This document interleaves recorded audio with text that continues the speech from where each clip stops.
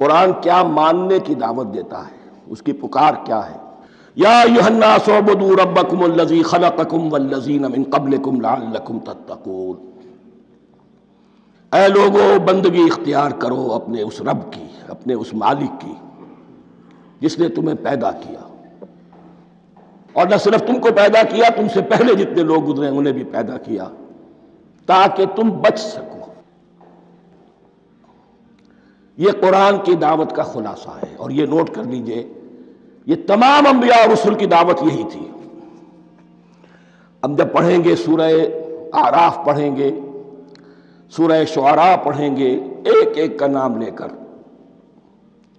ان اعبدوا اللہ واطیعون، ہر رسول کی دعوت یہ تھی اللہ کی بندگی کرو، میری اطاعت کرو۔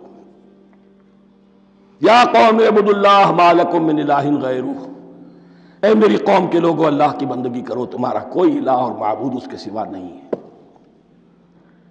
پھر عضو قرآن یہی عبادت رب انسان کی تخلیق کی غایت ہے، وما خلقت الجن والانس الا لیعبدون، ہم نے جنوں اور انسانوں کو پیدا ہی صرف اس لیے کیا ہے کہ ہماری بندگی کریں۔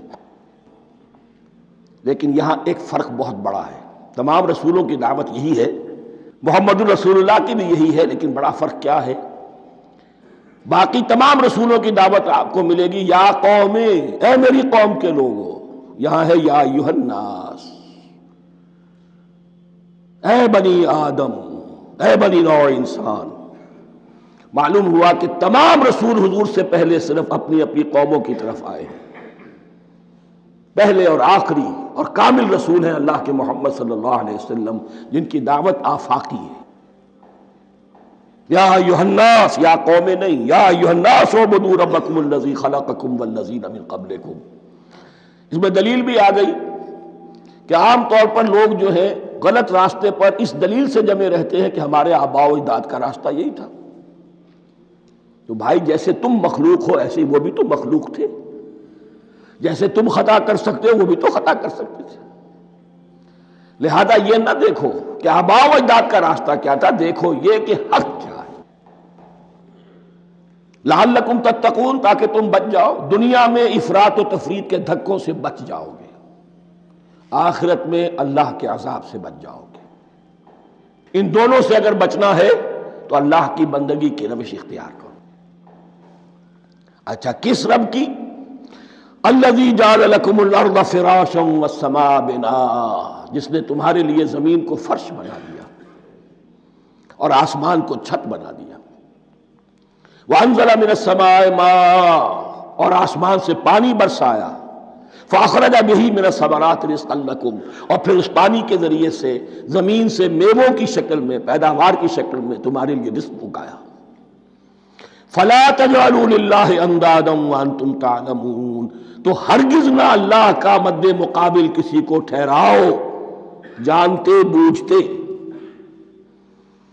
وانتم تعلمون کا ایک مطلب یہ بھی ہے کہ تم بھی مانتے ہو کہ اس کائنات کا خالق اللہ کے سوا کوئی نہیں۔ اہل عرب بھی مانتے تھے، جو ان کے دیوی دیوتا تھے وہ سمجھتے تھے کہ یہ اللہ کے اوتار ہیں، یا اللہ کے ہاں بہت یہ پسندیدہ ہیں، اللہ کے محبوب ہیں، اس کے اولیاء ہیں، اس کی بیٹیاں ہیں، لہذا یہ شفاعت کریں گے تو ہمارا بیڑا پار ہو جائے گا۔ ورنہ خالق وہ مانتے تھے اللہ ایک ہی ہے۔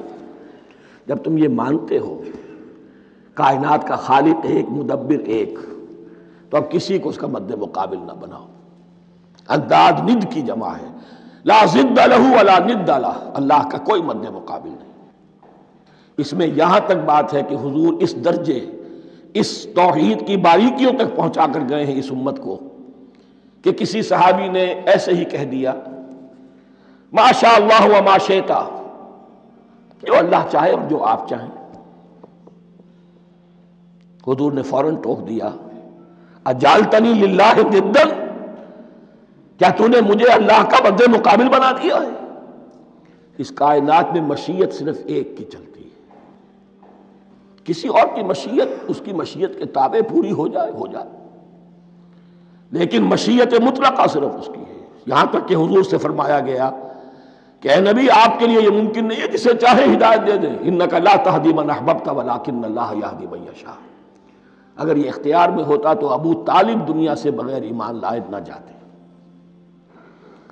فلا تجعلوا للہ اندادا وانتم تعلمون۔ اب ان دو آیتوں میں تو یوں سمجھیے توحید نظری بھی اور توحید عملی بھی۔ توحید عملی کیا ہے؟ بندگی صرف اسی کی ہو۔ اب آیا ہے رسالت کا معاملہ، وَإِن كُنتُمْ فِي رَيْبٍ مِّمَّا نَزَّلْنَا عَلَىٰ عَبْدِنَا، اگر تمہیں رسالت محمدی پر شک ہے صلی اللہ علیہ وسلم، اس کے کیا معنی ہے؟ کہ تمہیں اس قرآن کے بارے میں شک ہے جو ہم نے اپنے بندے پر نازل کیا ہے۔ اگر ہے شک فی الواقع، وَإِن كُنتُمْ فِي رَيْبٍ، اگر تمہیں واقعتاً شک ہے مما نزلنا علی عبدنا، اس پر جو ہم نے اپنے بندے پر نازل فرمایا ہے، فاتو بسورۃ من مثلہ، تو لے آؤ اس جیسی ایک ہی صورت۔ یہ ہم کل پوری تفصیل سے دیکھ چکے ہیں کہ برسبیل تنزل یہاں پہنچے ہیں۔ پہلے دو آیتیں میں نے آپ کو سنائی تھی جس میں پورے قرآن کی مثال لانے کا چیلنج کیا گیا، پھر ایک آیت سنائی جس میں 10 صورتیں ہی لے آؤ، اب آخری درجے میں ایک صورت ہی بنا لا، اور ایک صورت تو سورۃ العصر کے مساوی بھی ہو سکتی تھی، سورۃ الکوثر کے مساوی بھی ہو سکتی تھی۔ وَادْعُوا شُهَدَاءَكُم مِّن دُونِ اللَّهِ إِن كُنتُمْ صَادِقِينَ، اور بلا لو اپنے سارے مددگاروں کو اللہ کے سوا، جن ہوں انس ہوں، اس لیے کہ قریش کا خیال یہ تھا کہ جو شعراء ہوتے ہیں ان کے پاس جن ہوتے ہیں، وہ جن انہیں سکھاتے ہیں، ورنہ عام آدمی تو یہ شعر نہیں کہہ سکتا۔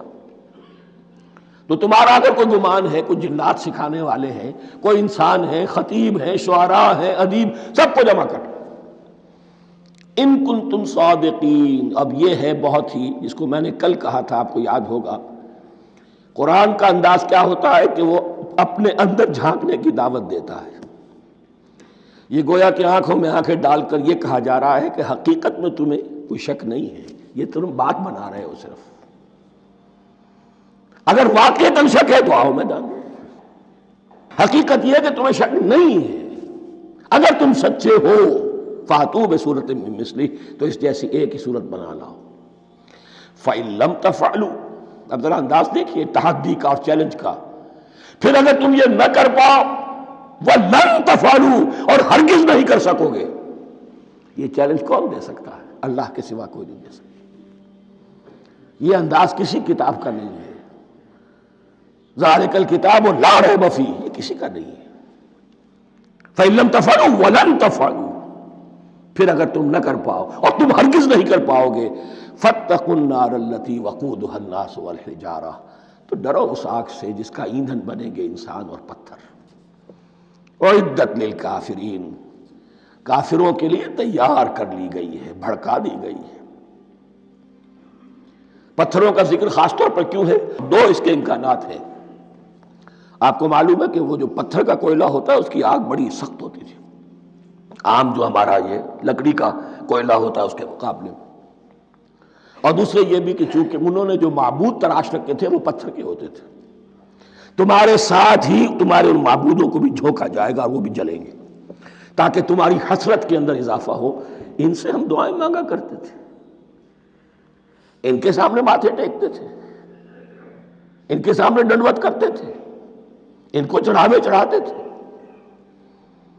اب یہاں گویا کہ ایمان باللہ توحید، ایمان بالرسالت اور ایمان بالآخرت، فاتقوا النار التي وقودها الناس والحجارہ اعدت للکافرین وبشر الذین آمنوا وعملوا الصالحات، اور بشارت دے دیجئے اے نبی ان لوگوں کو کہ جو ایمان لائے اور جنہوں نے نیک عمل کیے، ان لہم جنات تجری من تحتها الانہار، کہ ان کے لیے وہ باغات ہیں کہ جن کے دامن میں ندیاں بہتی ہوں گی، لفظی ترجمہ ہوگا جن کے نیچے ندیاں بہتی ہوں گی۔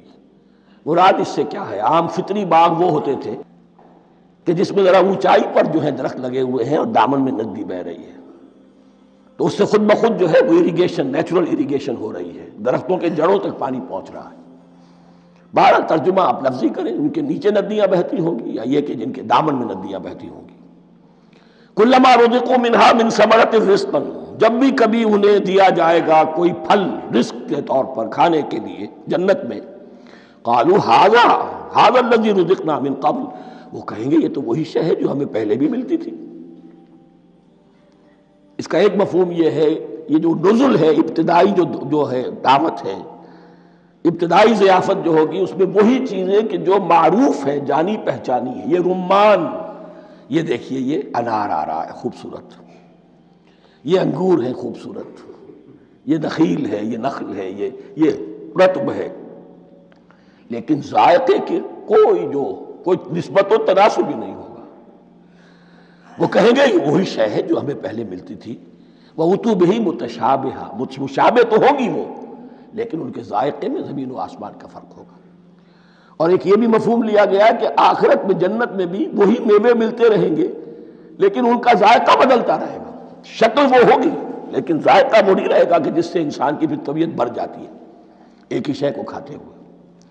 وَلَهُمْ فِيهَا أَزْوَاجٌ مُطَهَّرَةٌ، اور ان کے لیے ہوں گے اس میں بہت ہی پاک باز، نہایت پاک کی ہوئی بیویاں ہوں گی. أَزْوَاجٌ مُطَهَّرَةٌ وَهُمْ فِيهَا خَالِدُونَ، اور اس میں رہیں گے ہمیشہ ہمیش. یہ تو تین جو اصول ہیں دین کے دعوت ایمان، توحید اور رسالت اور معاد، ایمان باللہ، ایمان بالرسول، ایمان بالآخرہ. اب ذرا کچھ ضمنی مسائل ہیں کہ جو بعض کفار کی طرف سے، بعض معتزلین کی طرف سے پیش ہوتے تھے، وہ کبھی بھی اس چیلنج کا مقابلہ تو نہ کر سکے، میدان میں تو نہ آ سکے. یہ بالکل ایسی بات ہے جیسے کسی مصور کی تصویر پر اعتراض کرنے والے تو بہت تھے. جب کہا گیا کہ ذرا یہ لیجیے قلم، اس کو ٹھیک کر دیجیے، یہ برش آپ کے ہاتھ میں دیتا ہوں، اب سب پیچھے ہٹ گئے.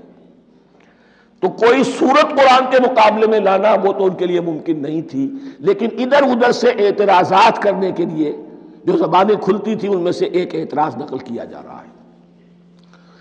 وہ یہ تھا کہ وہ کہتے تھے کہ قرآن مجید میں مکھی کی تشبیہ آئی ہے، یہ تو بڑی حقیر سی شے ہے. اعلیٰ کلام ہو اور اعلیٰ متکلم ہو، وہ ایسی حقیر چیزوں کا تذکرہ نہیں کرتا. بیت العنکبوت، مکڑی کا بھی ذکر ہے قرآن میں، اتنی حقیر شے کا، یہ کوئی اعلیٰ کلام نہیں. اس کا جواب دیا جا رہا ہے کہ اصل میں کہیں تشبیہ بیان کرنی ہے، تمثیل بیان کرنی ہے، تو دیکھنا یہ کہ جس شے کے لیے تشبیہ دی جا رہی ہے اس کی مناسبت والی شے ہو.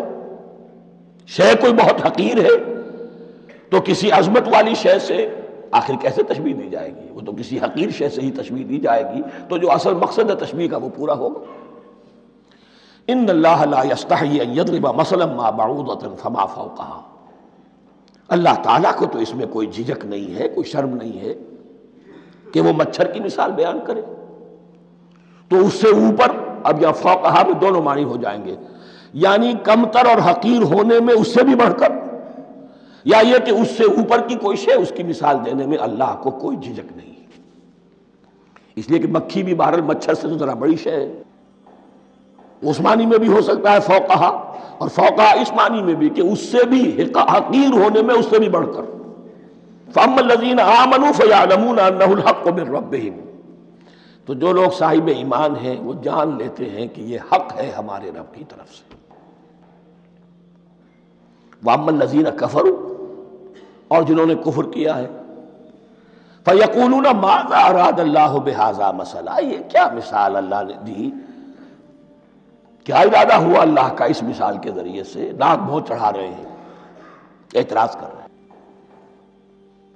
اب جو آ رہا ہے اگلا جملہ وہ ہے بہت اہم، یضل بہ کثیرا ویہدی بہ کثیرا، اسی کے ذریعے سے اللہ بہتوں کو ہدایت دیتا ہے اور اسی کے ذریعے سے بہتوں کو گمراہ کرتا. معلوم ہوا کہ ہدایت اور گمراہی اور ہدایت اور ضلالت انسان کی سبجیکٹو کنڈیشن کے اوپر دار و مدار ہے. اس کا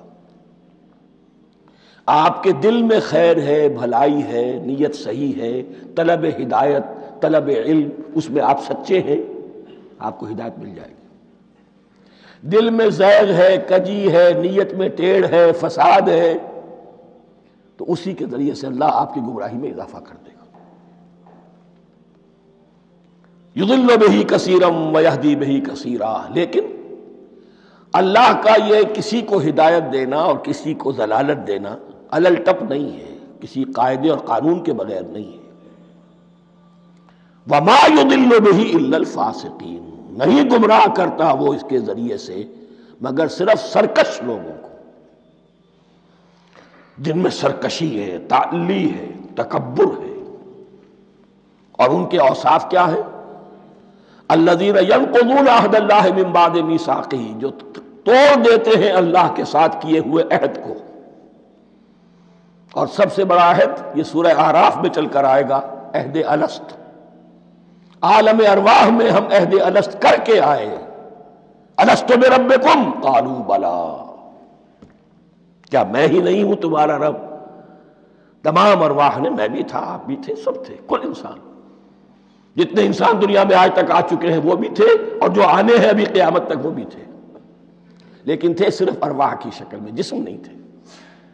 اور یہ میں آپ کو بتا چکا ہوں، مکمل وجود ہے انسان کا، روحانی وجود.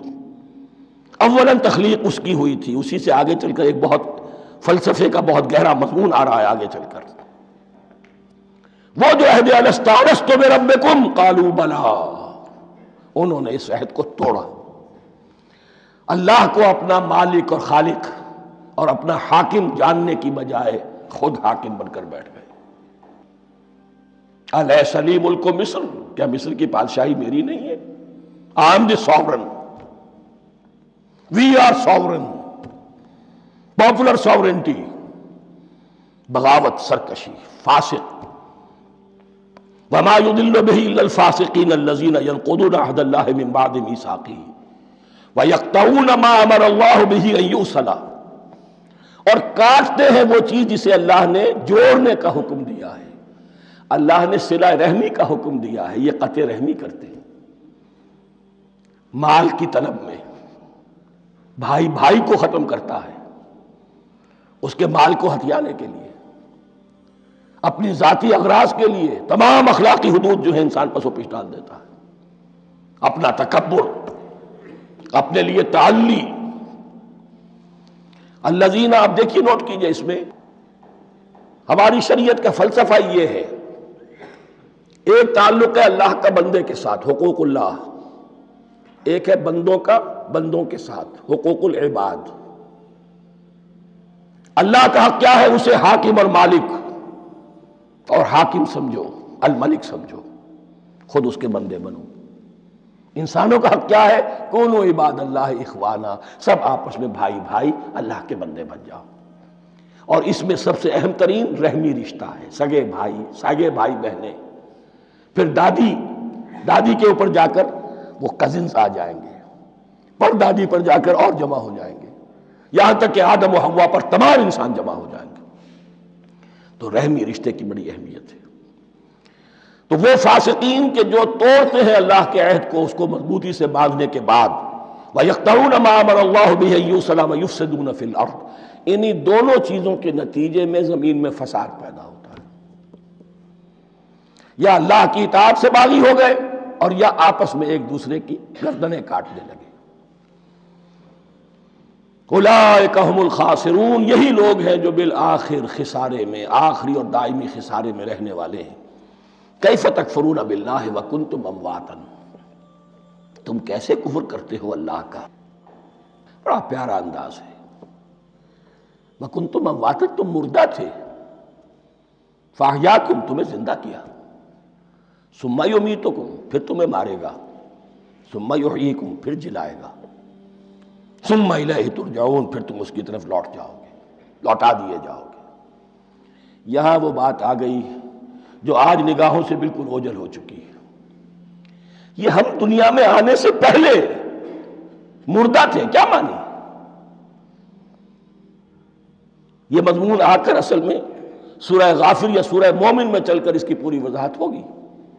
لیکن چونکہ یہاں تذکرہ ہو چکا ہے عہد الست کا، ہماری پہلی تخلیق ہوئی عالم ارواح میں، ارواح کی صورت میں، پھر ہمیں سلا دیا گیا. وہ ہماری پہلی موت تھی. مردہ جو ہے معدوم نہیں ہوتا، مردہ ہوتا ہے، بے جان ہوتا ہے، سویا ہوا ہوتا ہے، اور موت کو اور نیند کو تشبیہ دی گئی ہے. پھر ہمیں اس جسد کے ساتھ یہاں زندہ کیا گیا، پھر موت طاری ہوگی، پھر ہمیں زندہ کیا جائے گا. یہ آیت جیسا کہ میں نے عرض کیا بہت بڑی اور بڑی گہری حکمت اور فلسفہ قرآن کی آیت ہے. کیسے اللہ کا انکار کرتے؟ کنتم اموات، تم مردہ تھے، سوئی ہوئی ارواح کی شکل میں تھے. فاحیاکم، تمہیں جگایا، اس جسد کے ساتھ زندہ کیا. ثم یمیتکم ثم یحییکم، پھر تمہیں مارے گا پھر جلائے گا، ثم الیہ ترجعون، پھر تم اس کی طرف لوٹا دیے جاؤ گے۔ اور اب اس کے بعد جو آخری آیت ہے، هو الذی خلق لکم ما فی الارض جمیعا، اس نے تمہارے لیے بنایا ہے جو کچھ بھی زمین میں ہے۔ اس میں خلافت کا مضمون آ گیا۔ حدیث میں آتا ہے انما الدنیا خلقت لکم وانتم خلقتم للآخرہ، یہ دنیا تمہارے لیے بنائی گئی ہے، تم آخرت کے لیے بنائے گئے ہو۔ هو الذی خلق لکم ما فی الارض جمیعا، اس لیے کہ اگلی آیت پھر آ رہی ہے خلافت کی آیت، سارا کچھ زمین میں یہ بستر جو بچھایا اور یہ کائنات کو زمین کو سجایا تمہاری خلافت کے لیے۔ ثم استوى الى السماء فسواهن سبع سماوات، پھر وہ متوجہ ہوا آسمانوں کی طرف اور انہیں 7 آسمانوں کی شکل میں بنا دیا۔